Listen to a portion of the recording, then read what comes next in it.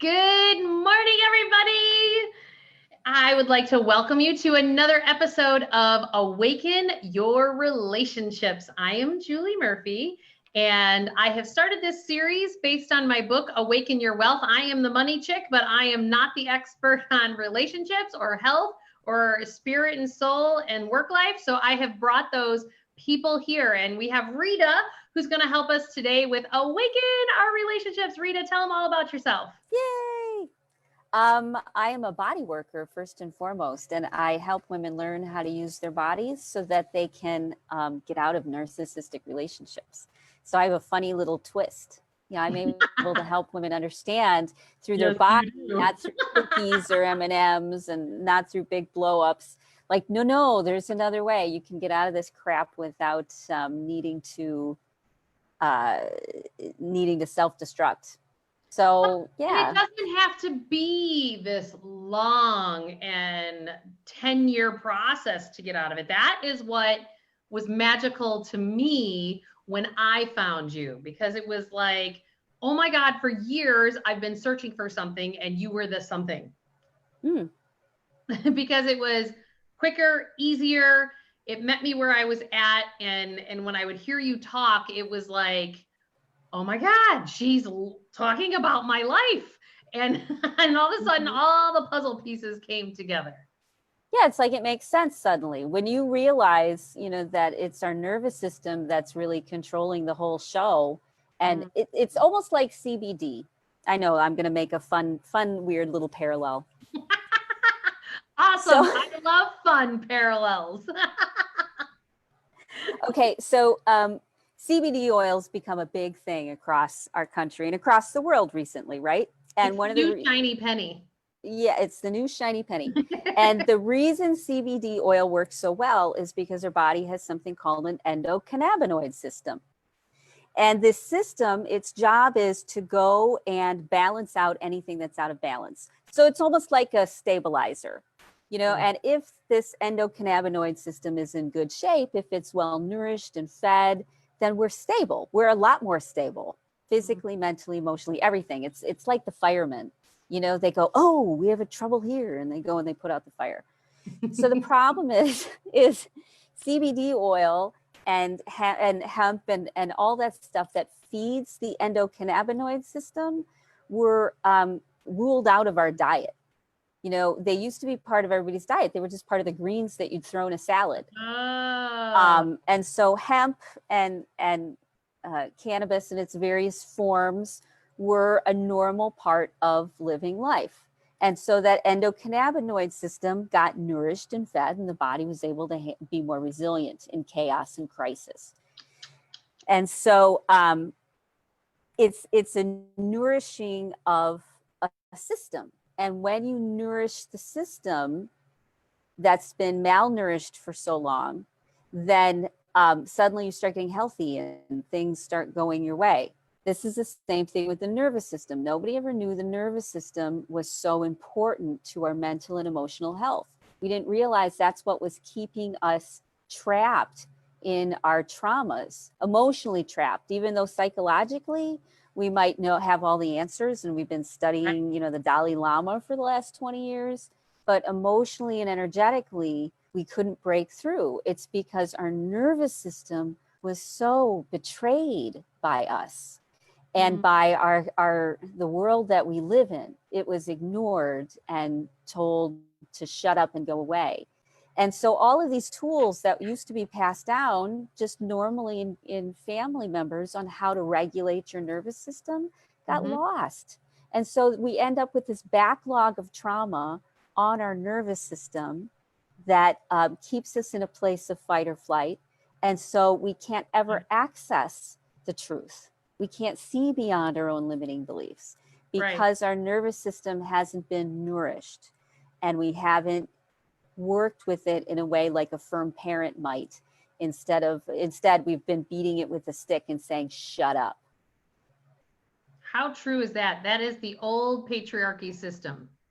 And, last year I read this book. It's an older book, but it's called Unplugging the Patriarchy.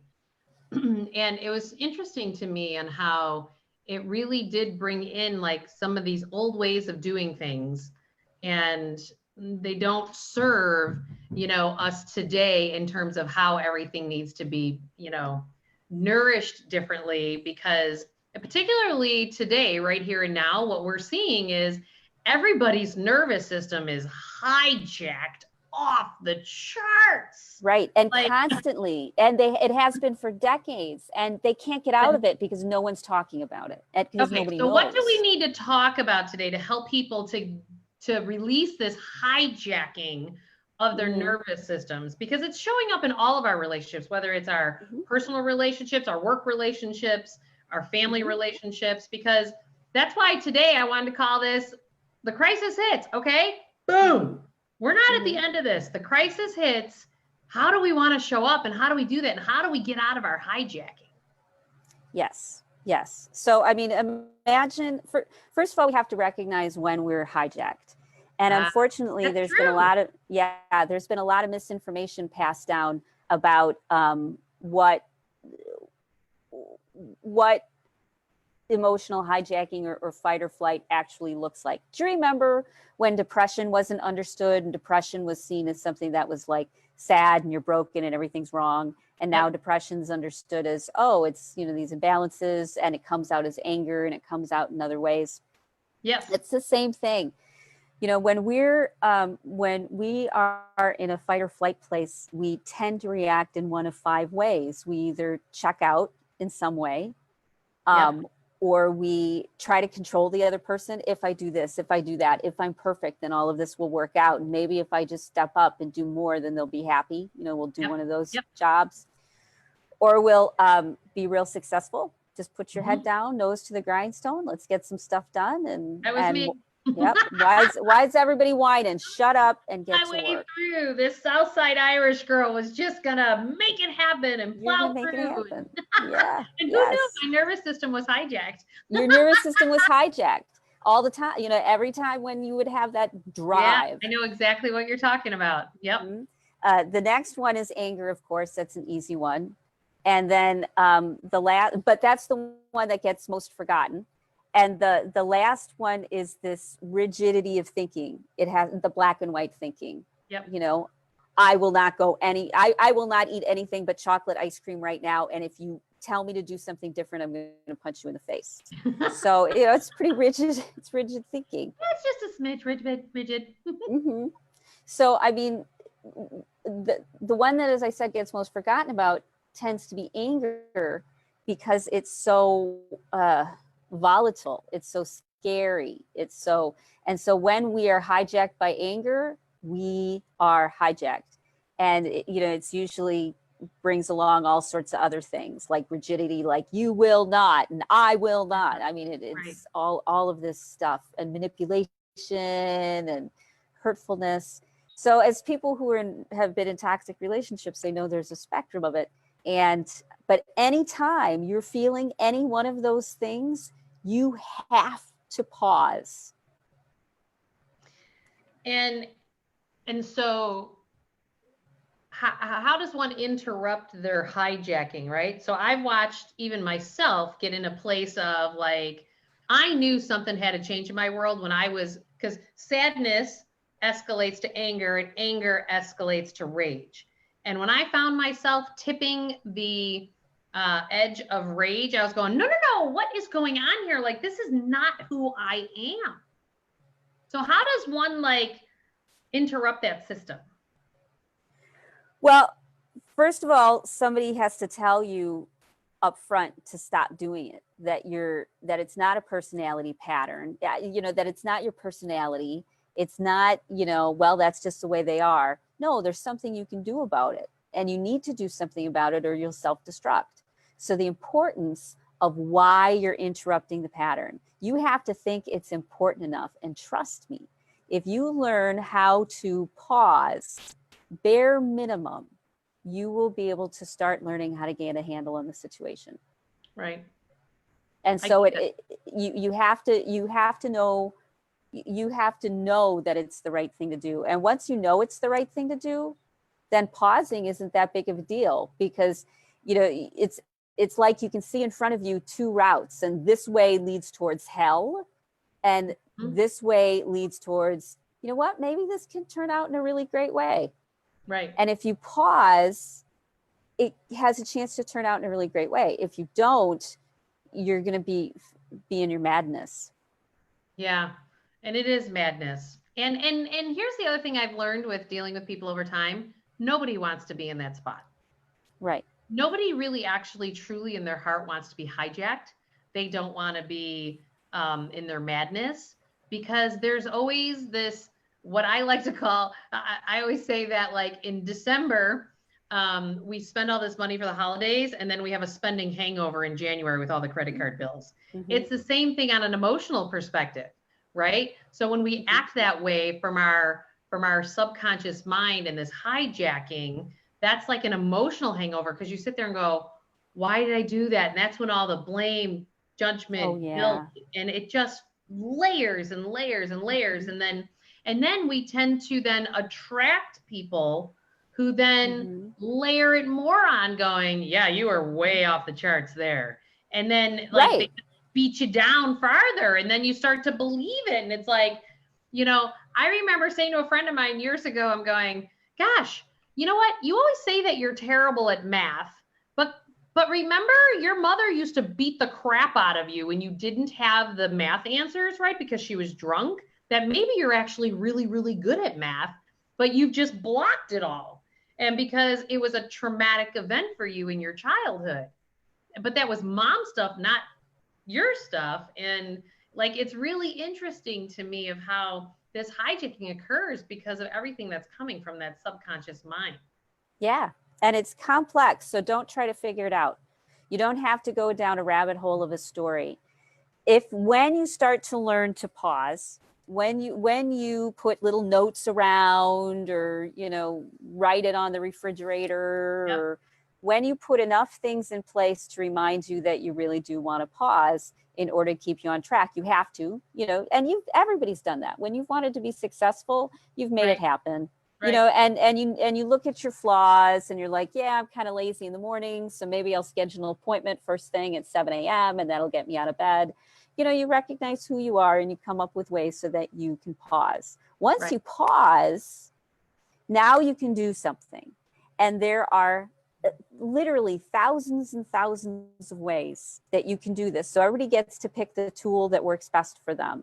But unfortunately, nervous system regulation was always put under the umbrella of pampering, of selfish, of self-absorbed. You know, let's take it out of that instead and say, no, this is nervous system regulation and processing of emotions and thoughts, which you haven't had a chance to process through. And once you get them off your system by taking that time, selfish self-care, then you'll be able to react less, think more clearly, get more done, be more creative, and be happier overall in your life. Totally. Well, and I've realized that we often don't do that self-care because we've been told, you know, and I find this so often by anyone who grew up in a religious household or still are very religious today, that is ingrained, that you are being selfish, taking care of yourself, that you need to do for others before you do for yourself. And I'm like, I don't drink that juice anymore, you know, and because it's like my work day. So I don't have my kids on my parenting night on Monday nights. And my work day starts at like 8 a.m. and it ends at 9 p.m. because I got to get it all in, you know. You know why you don't drink that juice anymore? Because it's a lie. Right. It's the way that other people control other people. It's a lie. Yeah. Right. Self-care is the only way out. Yes. Agreed. Because you have to feel your feelings of whatever's buried down in there. So like this last Monday, as crazy as it was, at 9 o'clock at night when I ended my workday, I went to the Korean spa that closes at midnight. Did you go? What was it like? You're gonna have to tell me, because I don't know if I can go back yet. I love this place, but I'm sitting there going, oh my God, we're all breathing. Yeah, if anyone listening needs to go somewhere in Chicago, you have to go to King's Spa. It's in Niles. It's my nirvana. And there's actually a couple locations around the country. Dallas is one of the most. healing places to go to. And, you know, and honestly, there's so many people afraid to go to these kind of places right now. It's completely empty. Really? It was empty. There was, I I'll go. think, 5 people in the entire place the whole time I was there. Oh my God. Maybe I'll And this go. place usually has 150 people in in it. Yeah, And usually it's packed. It's usually packed, like no chair to be had, no, and it's like completely empty. So I was like, yeah, I'll have a body scrub and a deep tissue massage. And then I sat in the hot sauna rooms, like, Oh my just God. amazing. I love that I place. drooled on the pillow. So it was because like, okay, after this full work day, it was like, I could tell my nervous system, because you have to train your nervous system to be something different. And I've been on this journey. To relax. Yeah. And so it's interesting, like even my ride there now is like, I get relaxed on the ride there because I know the outcome. Like you can just train your nervous system to go to the other place. And it absolutely affects every part of every relationship that you had. I had all this extra space to respond to the world in a better way because I'm in the money business and people are freaking out about their money today. And I know when they're coming at me on a daily basis that it has nothing to do with me. I don't need to personalize it. You know, I just sit there and witness and allow them to have their crisis moment and then help direct their nervous systems.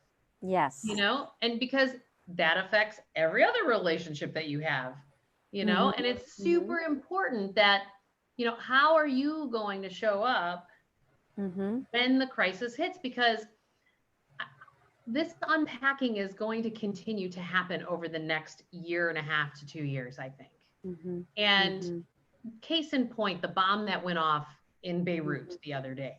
We don't know when the protests or the riots or the bombs or the whatever pandemic, which I'm happy to report the hospitalizations are going way down in all those peak states right now.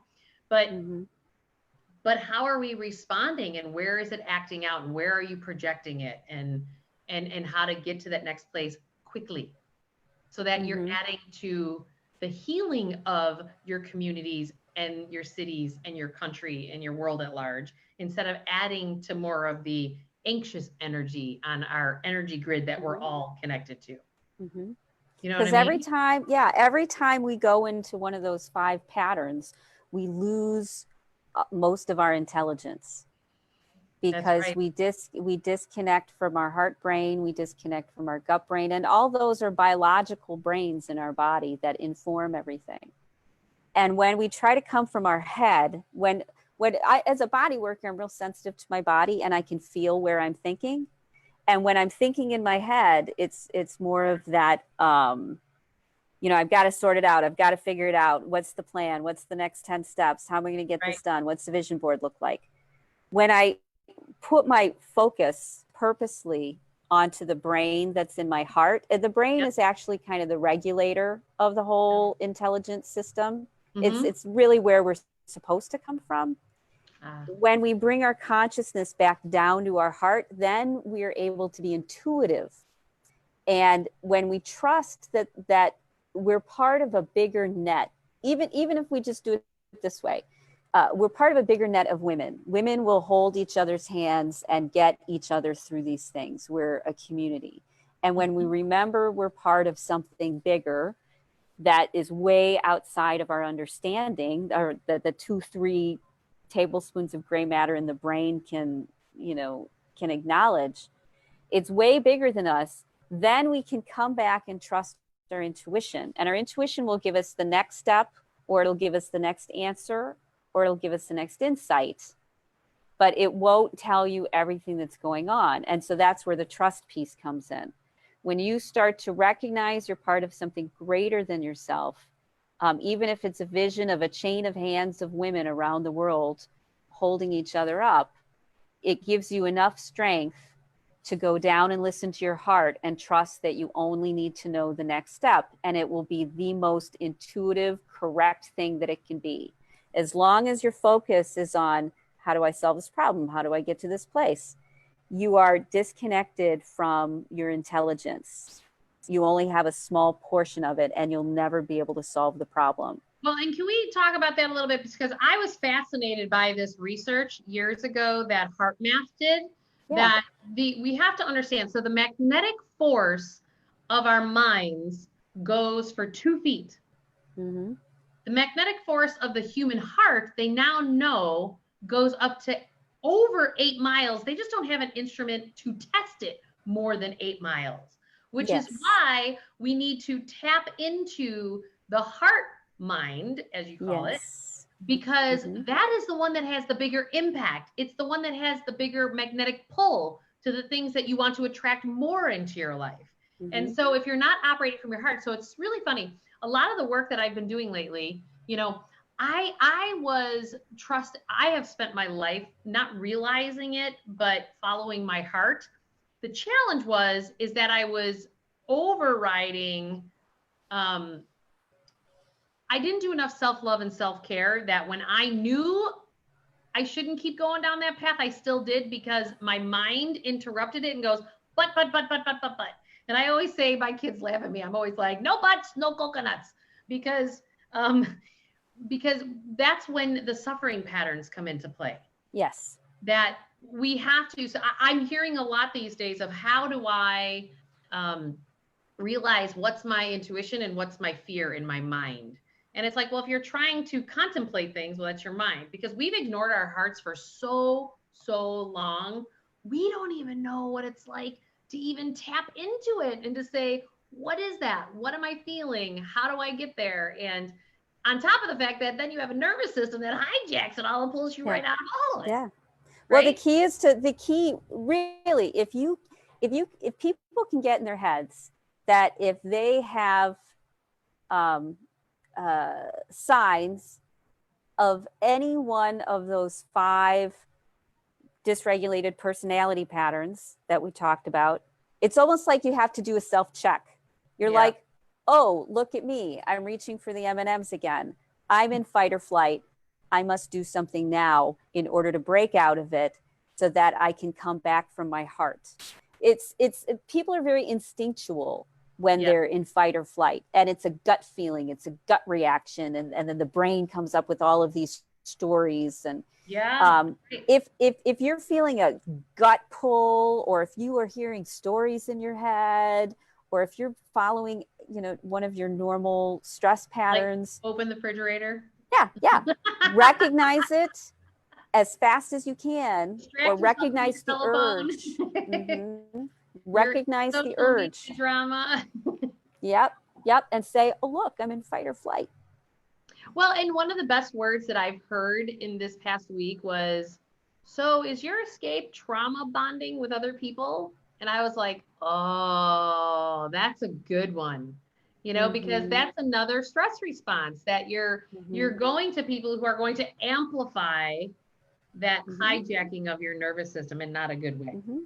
Because you want to figure it out. I mean, basically, I think we get into these relationships because we want to figure out something that we haven't broken through yet. And so we keep picking up hammers to try to break through our own shells. And, the small hammer doesn't work. So we keep looking for bigger ones until it's big enough that we crack open and we put our shell down and we regulate our nervous system and we come back into our heart and we live authentically. Amen, sister. Big words, huh? I mean, I used to hear these things like on Hay House and Wayne Dyer and stuff about, oh, you need to live authentically. I'd be like, screw you. What is that? Well, it feels outside of ourselves. Like I know that is, one of the things that resonates with me is the fact that you can tell you're not operating from your intuition or your authentic self when you're not following your gut. Like if your gut is like telling you something and then you go the opposite direction, then you're not being authentic. Right.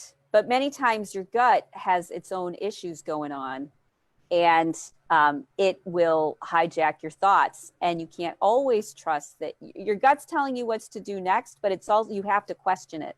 You really need to get into your heart space. And that has the gut and the brain informing it, not just the, oh shit, or the, how am I going to problem solve this? So I've been betrayed by people, emotionally betrayed by people because they followed their gut, because their gut told them something, but they didn't interpret it correctly.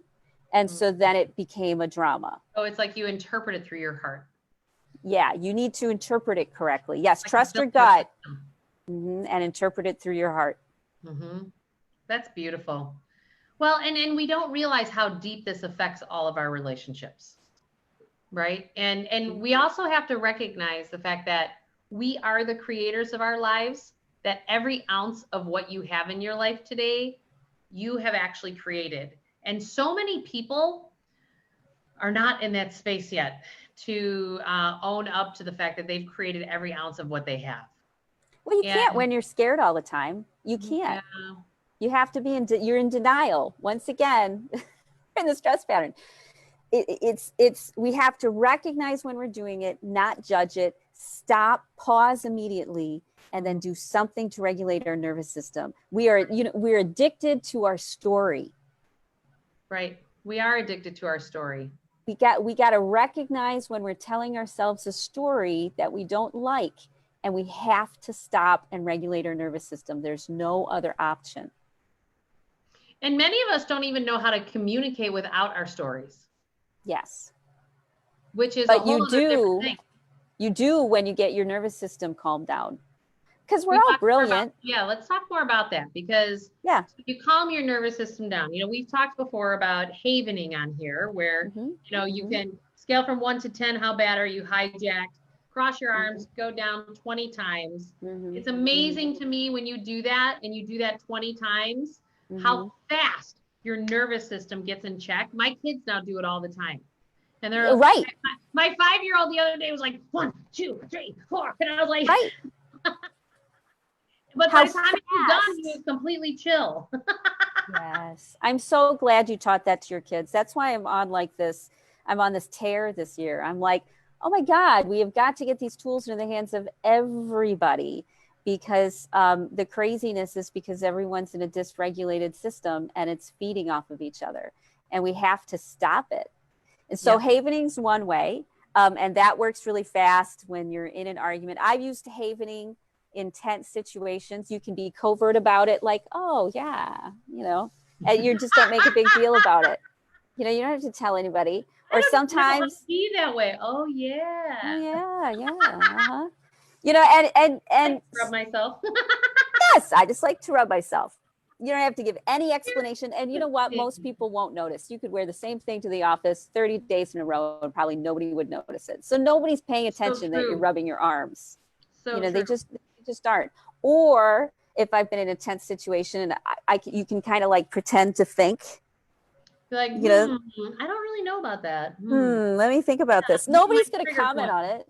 It's so weird. Nobody's going to say nothing. Now, I have a question. When you're hitting your trigger points and you're holding on to your amygdala, are you supposed to talk about the situation that's bothering you, or you just got to talk about anything? You have lots of options with this. If I'm really pissed off, then I'm holding it and I'm doing the alphabet, because I need something else to distract my mind to assist the calming of my system. So if I'm really angry, I will add in another layer of diffusing it by distracting myself with something other, like the alphabet or a visual or something like that, until my amygdala can calm down. If it's something that's a little bit more chronic, then I'll give myself a lot of space for something to unpack it, and I'll do some deeper dives. So I might say something that's more affirmational or energetically healing, like I'm letting all of the hooks off of my system. I'm feeling safe. I'll do all the good self-talk. If it's something that is tension, so when an emotion is coming up when we have an emotion that we aren't expressing, it gets stored in our diaphragm for about 2 to 3 days. And then after it's stored in our diaphragm for 2 to 3 days, our liver decides where to hold on to it into our body. So then we get an area of tension in our back or a knee or whatever. When we're ready to release that emotion, it comes back through our liver and it houses itself in our diaphragm. And so if your diaphragm is tense, it means you have an emotion that's ready to be released. Is that why yoga always has you breathing from your diaphragm? Yeah, that's one of the, the emotions out. Exactly. And so if I've got, I gauge what I need by the tension many times in my diaphragm. And if I have a lot of tension, then that tells me I need to do some emotional releasing. And then I'll give myself some space, and I'll do the TAT points or the havening or any kind of self-care that allows you to dial down.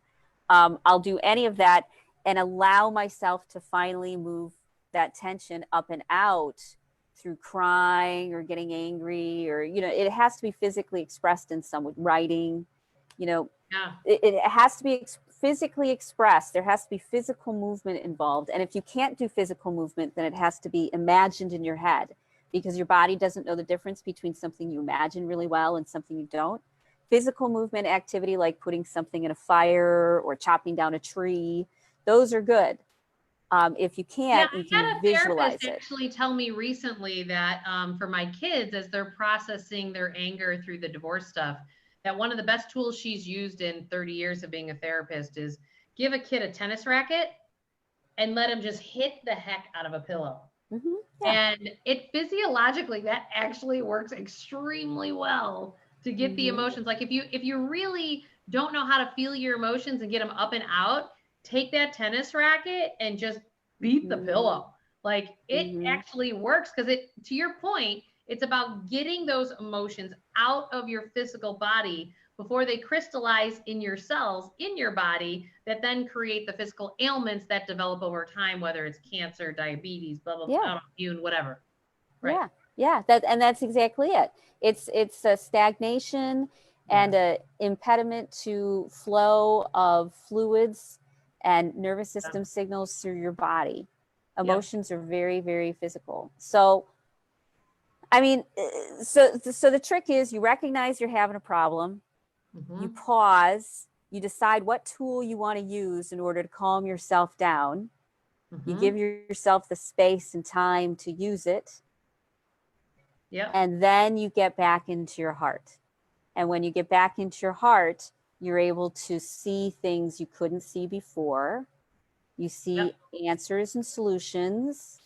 You're now seeing it without the veil of emotion around it, without the veil of, you know, pain and hurt, because you've cleared it in some way. And now you're a genius.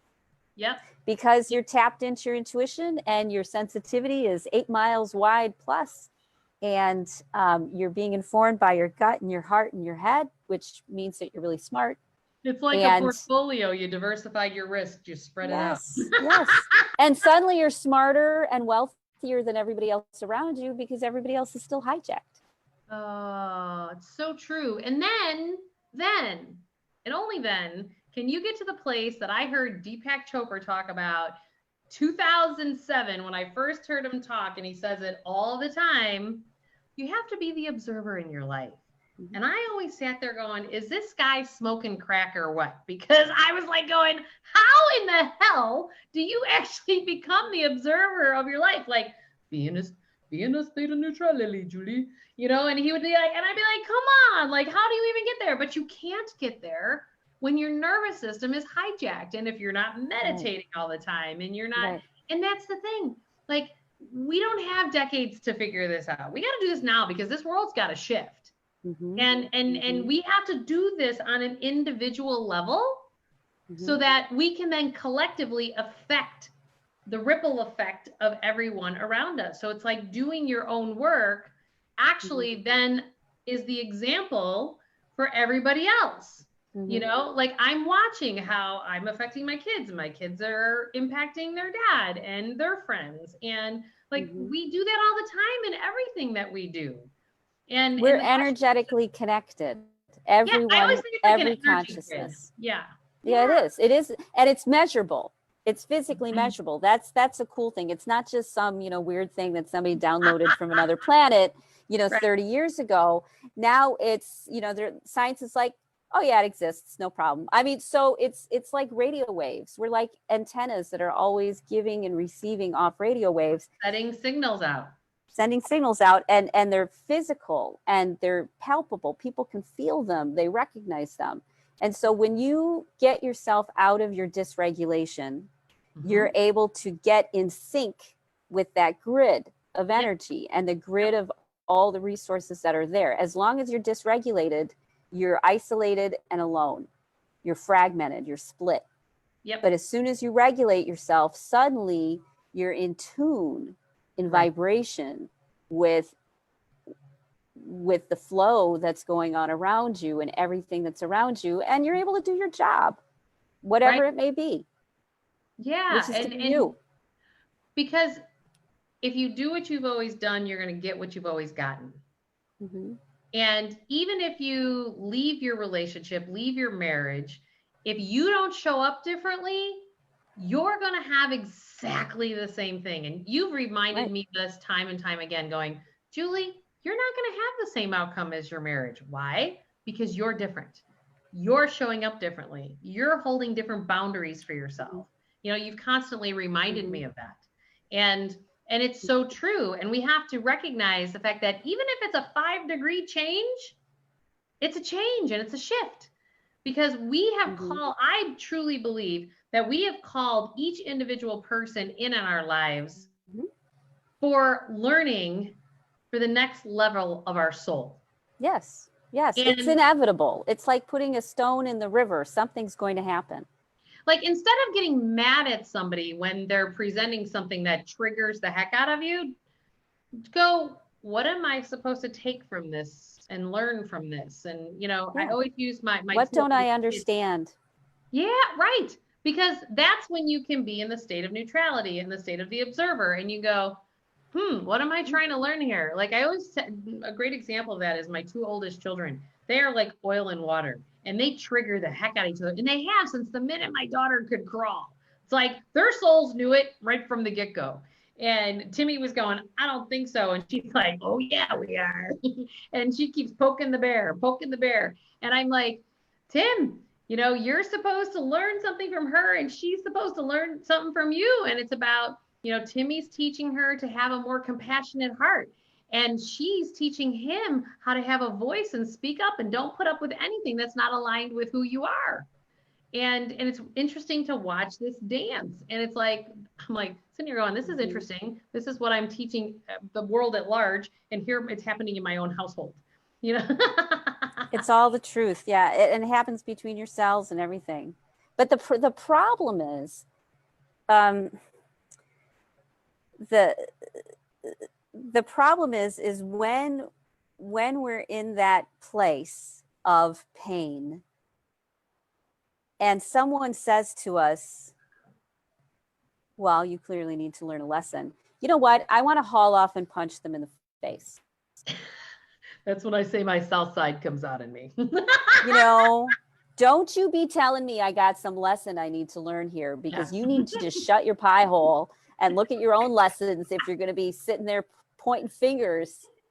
You know, I'm mad. I'm like, get out of my business. And it's a dicey thing, you know, whenever I'd hear it from, as I said, like Wayne Dyer and Louise Hay and, you know, all the big names and all the big greats, there's a lesson. I would be so angry because no one could tell me what my lesson was. And I was frustrated. Because you can only find that answer inside. Yes. And I didn't know how to find the answer because I was frustrated. I was in this loop of anger and hurt. Yep. And you can't see your way out. And if anybody tries to say, what's the lesson? You know, you just want to flip them the bird. Yeah. Get the hell out of my face. You know, we need a different energy. Yeah. And I think it's because people didn't understand. They couldn't talk about what that really meant. And what the lesson really means is there is a higher, more beautiful truth that you don't see. And because you don't see it, it's causing you a lot of pain. And if you can see the higher truth and recognize it in the world outside of you, you will be able to put that pain down. That's the lesson. Not, you know, that you're a bad person or you need to work harder or you need to just lose that weight. Instead, it's There's a higher truth that you don't understand. Yeah. Find it out so you can understand and find some peace. Amen. That's so true, because otherwise we keep recreating suffering cycles, Yes. which create the pain. And Yes. almost becomes a way of life. Yes. And like, there are people in my life, I used to be the polite, good girl who used to, you know, I realized years ago, as I started to unpack all this stuff for myself, that I was everybody's shrink, because I would listen to everybody's suffering cycles. And when I finally got to a point where I was not repeating my communication of my suffering cycle, and I just started saying, you know what? I'm like, I can't go there anymore. I want to create new. I want to create, you know what? I don't need to talk about how hard it was anymore of being one of 12 children, living in the South Side. Dad was the only one that worked. I don't need to tell that story anymore. Like, it's like, and I don't need to repeat the patterns from that, you know, because my soul's supposed to be here for bigger and better. I had to have all those experiences to do what I do today. And I'm taking those learning lessons with me, because that's part of my foundation. But take the great parts about that and not the suffering cycle parts of that, because so much of it is how we perceive it. And that's so important. You know, it's funny. My mom having 12 children, everyone always used to say, oh my gosh, your mother's a saint. And I was always like, you live with her, you know, and I love my mom to death. And she is sweet as the day is long, but she was my mom and she was the hammer. You did not screw with Mrs. Murphy, you know, and, but you had 12 kids. And when people say to me, I had somebody the other day say to me, you're a really great mom. And I was like, I am? I'm like, I am. And it was like, you start to have, even though I'm not the mom that I had, I'm completely different than my mom, but you're still great at what you do. But I took the great stuff from my mom and I created the rest of it myself, of what I wanted to build upon. And it really has to do with, in all of our relationships in life, how do we choose to see it and focus on it and give energy to components that show up for us? Because we can energize any of it. And we just have to decide to choose the parts that cause us to evolve, cause us to grow and to learn, as opposed to suffer and contract.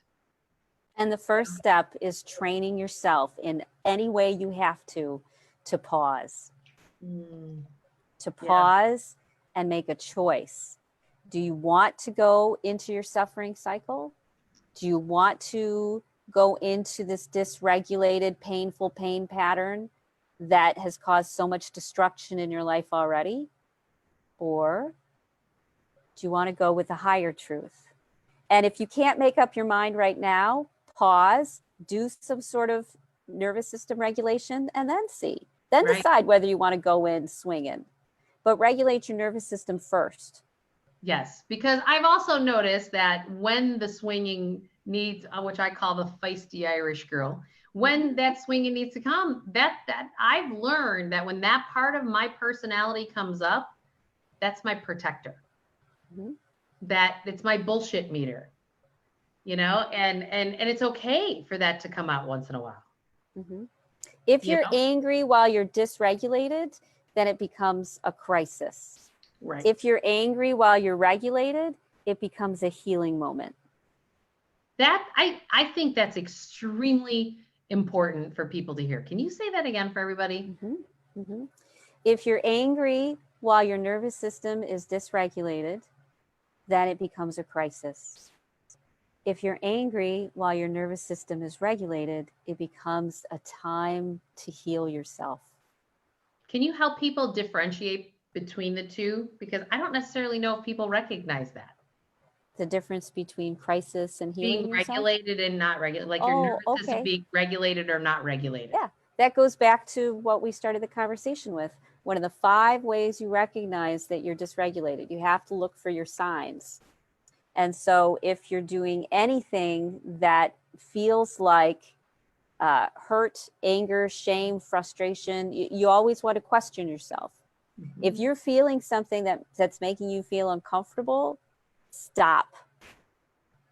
Do something to get yourself calm and centered, and then decide how you want to handle it. The emotion, a friend of mine, a very good Native American friend of mine who was a mentor of mine, would say, every emotion that comes up is a part of you that wants to be loved.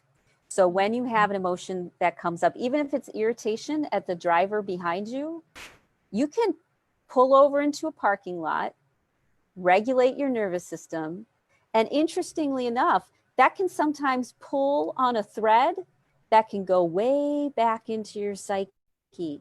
And you're able to clear up some painful moment that you buried so deep because you respected yourself enough that when you were angry at the driver behind you, you pulled over, regulated your nervous system, and the lesson came to you. Totally. So if you are in any sort of reactionary state, whatever yours looks like, and everybody knows their problems. We all know our issues. We do. Recognize the signs, stop, and do something else to calm your nervous system down. And then the answer arises out of your heart, and you know what to do. And I think it's really important from a body intelligence standpoint. People always are like, well, Julie, how do I know that I'm in my heart? Your physical body is calm.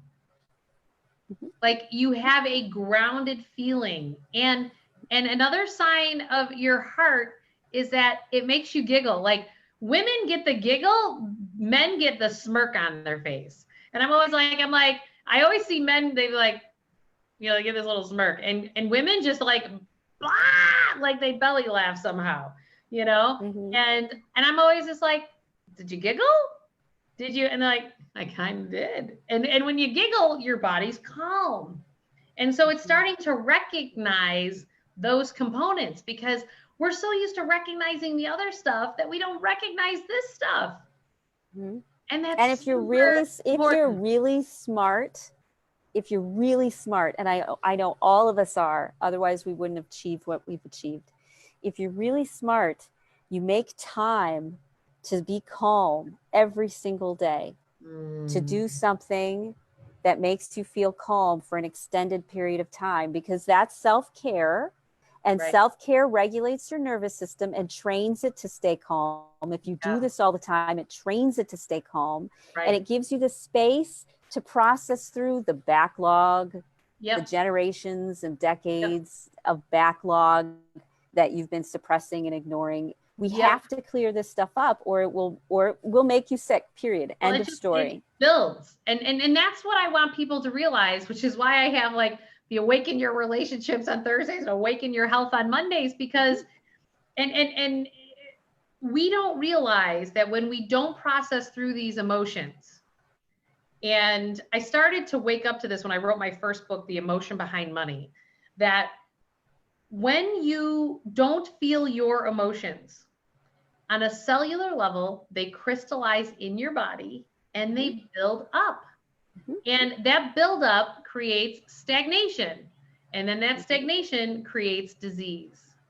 And so the outcome is disease. That is what you are choosing when you are not choosing to actually find your way to process on an emotional level in a healthy manner. But most women, when they're in that space, they're freaked out and they can't think about what to do. They're just scared and shut down and angry and hurt, and they just want to feel better. And we've been told that there's something wrong with that. Like, or, oh, she's just a crazy chick. She's just going off the handle. Right. Like if I get that again, whatever.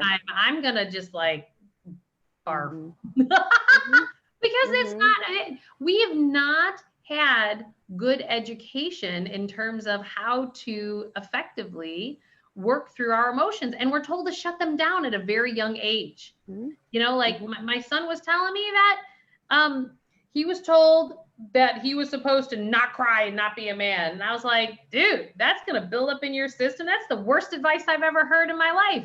And then he was in a basketball game and he started openly crying in his basketball game. He goes, Mom, now I got made fun of from all my teammates. And I go, okay, well, you need to feel your emotions in an appropriate time and a manner, but you got to feel them. And so you're going to have to navigate and find your way in the moment as to what that is. And that's true for all of us. But I guarantee you this, if you don't figure out, your body is going to involuntarily get rid of those emotions, and it's not going to come out the way. And then I'm sure so many people who are listening to this are sitting here going, I know exactly what you're talking about, because I hit this threshold and there I went.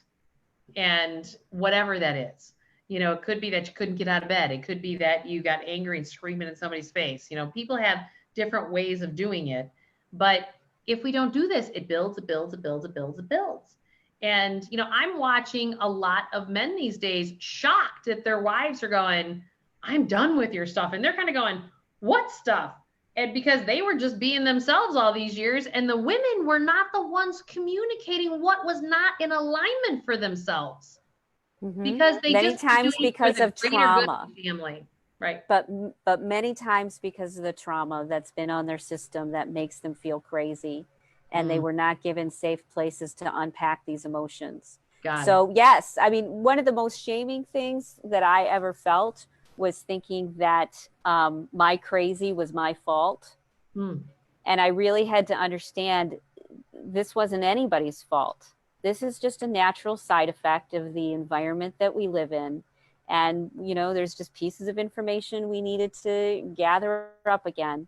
And it's just, it's the natural side effect. There's no blame. There's no shame, no guilt. This is just the way that it is. Now, what do we want to do about it? Right. And it's that judgment that gets in the way of making movement, because you're so ashamed of yourself for not being able to change your life. Yeah. And, you know, and it's okay for you to now choose a different path. I'm watching a lot of people struggle right now in whatever season of life that they're in, that, well, I'm in my 60s and it's too late. And I'm like, I don't know, last time I checked, you know, you're kind of a little over halftime, but you're in the third quarter. You know, it's like, come on, like, because get busy living or get busy dying, because that's literally physiologically what's going to happen to you. And so I don't care what season of life a person is. It's about dreaming the new dream for yourself, whether it's personally, professionally, you know, and, you know, whatever, and financially, like, dream the new dream, because you deserve it. And you're worthy of that, and you are enough. And it's okay to, no matter what you've created, that you can change gears and completely go from here to over here. Like, I'm watching people right now because of the crisis. They're like, okay, now I'm just done. I don't have the capacity for any of this shenanigans that I put up with. I'm going to move from Chicago to Asheville, North Carolina. I'm going to move to Arizona. I'm going to move to California. People are up and just moving out of their lives because they've realized they've been not living a life that is authentically them. And it's okay. And it's perfect. You just have to have the courage to take the next right step. Well, a lot of times you just need to have the family too. You know, some family that's on your side, whether it's a connection of these women around the globe or whatever. We're not meant to do these things by ourselves.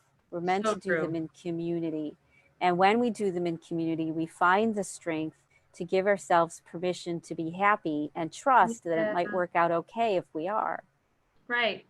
Well, that's part of why we're doing what we're doing, right? Because we want to start to create this community so that we can have this open dialogue and talk about these things. And by all means, you know, I'm always amazed on how fast an hour goes by, but but I just want everyone to know that, you know, you can reach me at juliemurphy.com. I have built a toolbox and resources to help you in all the areas of your life. And Rita is a huge tool from the relationship perspective, and we're going to continue to develop and grow, but we want you to be part of the conversation as we continue to unpack this and bring this healing space, higher vibrational being into the world.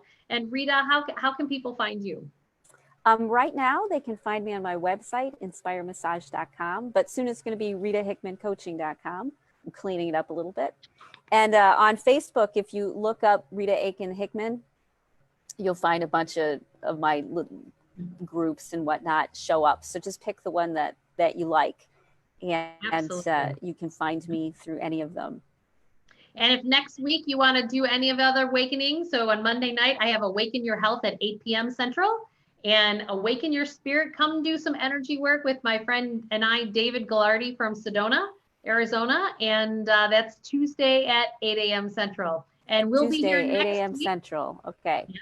And next Thursday, we'll be here at 8 a.m. And I can't wait to help you guys get to this next step in your relationships, because you deserve it, because you are a bright light.